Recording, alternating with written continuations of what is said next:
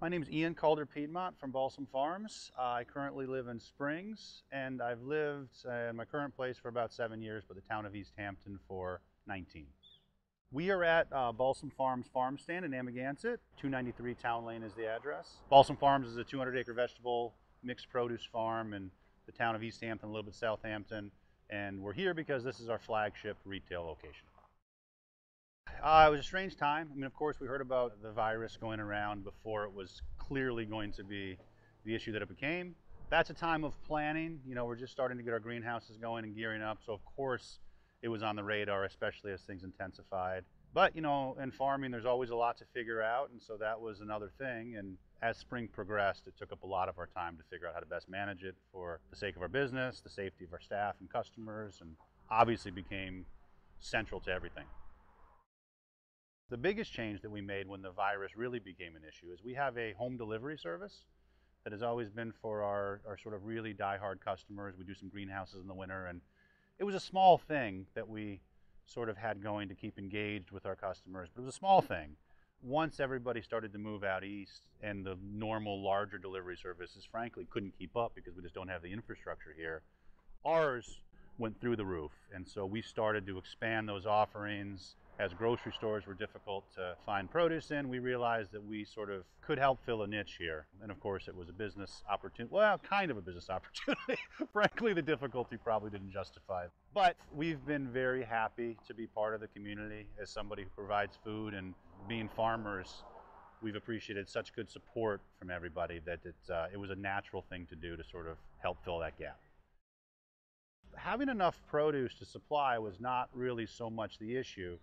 Logistically, there were a lot of issues in terms of how we operated under social distancing protocols. The largest change that we made here, and anybody who knows us would have known it, was that rather than having people pick out their own produce and shop, we had sort of an assembly line or a buffet style where we hand served each customer, you know, had lists of everything we had to offer and put their orders together. So it was incredibly labor intensive.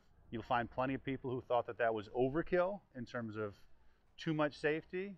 Some people thought it wasn't enough, and that's sort of the nature of the pandemic, I think, is everybody has an opinion about how you should run things, and it's hard to strike the perfect balance, but we settled on that because, frankly, it was an all-staff decision. You know, the farm has a lot of people who make it work, and when it comes to important decisions like that, we try to crowdsource or staff source, and that's where we settled.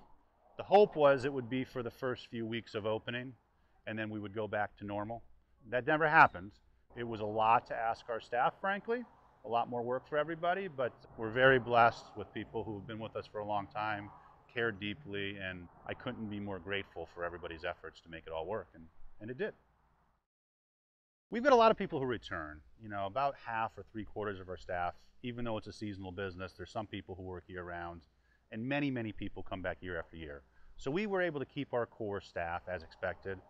Now, of course, there's people whose risk tolerance or their comfort level with doing different things varied, and so we made it clear that anybody can make whatever choice they wanted. It was hard to find staff otherwise, though. On the other hand, once we do have a lot of college kids and high school kids that work with us, and once schools closed down, there was a little bit of extra opportunity earlier than normal because college kids were here as opposed to in school through June. We never quite found enough staff to keep up with what we were trying to do, but as I said before, we're so blessed with such a good staff and people who care that it worked out. We've worked extensively with food pantries for many, many years. Again, having the support of the community, which is why we're able to exist here, is really important to us. That community is, you know, amongst our staff, our retail customers, our restaurants, and the community at large, which East Hampton, it might surprise people, but there's great need for food out here. So we've always worked with food pantries, particularly Springs Food Pantry, which is my home hamlet, but also a larger one up Island, Long Island Cares, and a few other smaller ones too. So that, you know, in the springtime, obviously that need went up a lot. So we've continued things that we had already been doing. But to be honest with you, Springs Food Pantry became much, much more organized, I think. Not that they weren't organized before, but seeing this influx of need, the communication between ourselves and them really increased so that they were telling us exactly what we needed, we would tell them what we have, and we did weekly trips. We had a volunteer who's another friend of ours who was doing weekly deliveries that, you know, it's been going on for years. Last year it increased, and it certainly has continued through this year as well.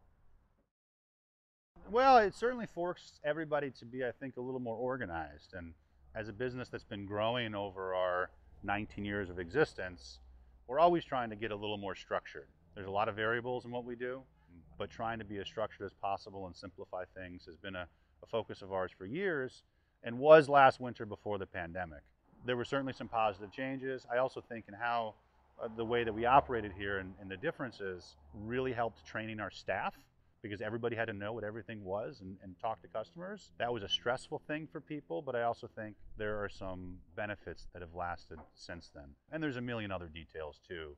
I would never say that any part about it was a good thing, but you know, you take what comes. Growing up, before I became a farmer, I didn't know that's what I wanted to be. I was a philosophy major in college, so couldn't get a real job, but you know, I didn't know what I wanted to do. I knew I wanted something meaningful. When I came out to start farming, it was not a career decision. It was a young kid just making the next move for a season. Very quickly, though, it was so satisfying and felt very tangible and significant to be growing food and providing it for people who are neighbors, friends, and customers. And I think that, you know, with all the difficulty through the pandemic, our place in the community and our ability to help was really satisfying.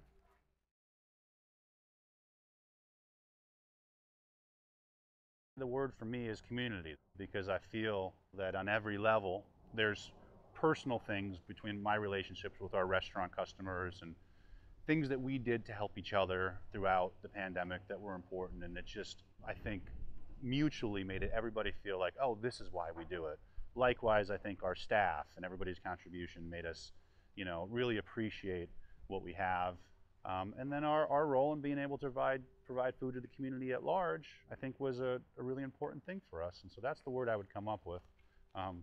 There's probably others too, but I'll stick with that.